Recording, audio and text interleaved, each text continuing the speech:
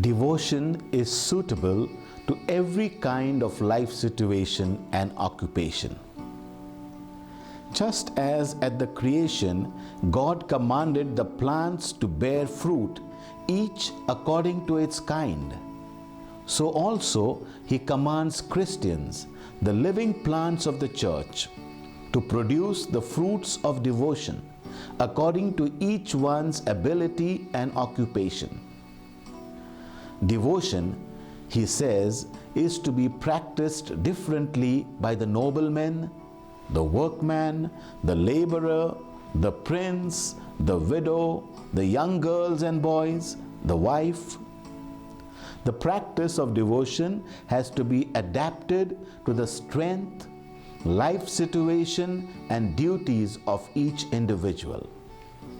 A bishop, for example, cannot live like a hermit, nor a family should desire to live like the Capuchins.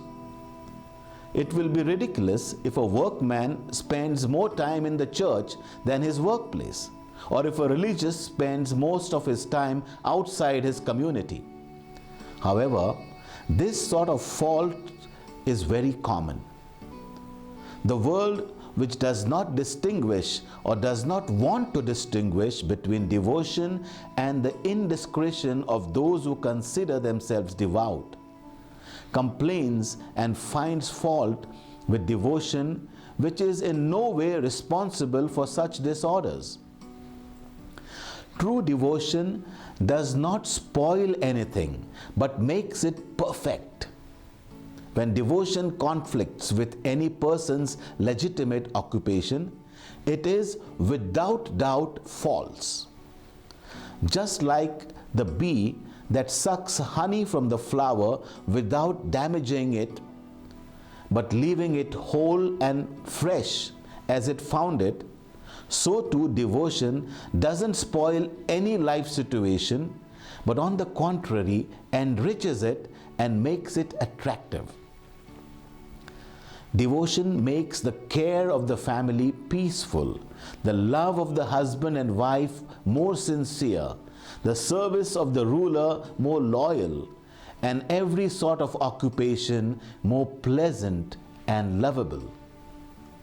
It is an error to try to exclude the devout life from the soldier's regiment, the workman's shop, or the court of rulers, or the home of the married.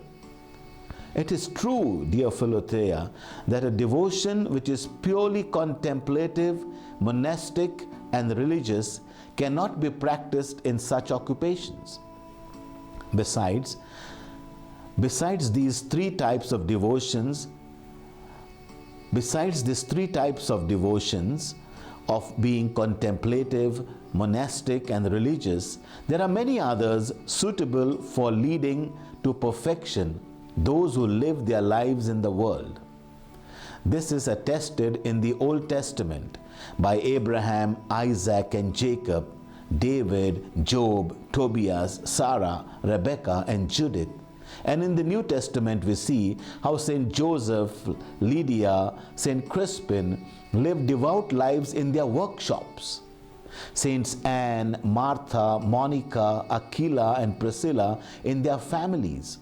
Saints Cornelius, Sebastian, and Maurice in the army. Constantine, Louis, Amadeus, and Edward on their throne. No matter where we are, we can and we should seek to live a life of perfection.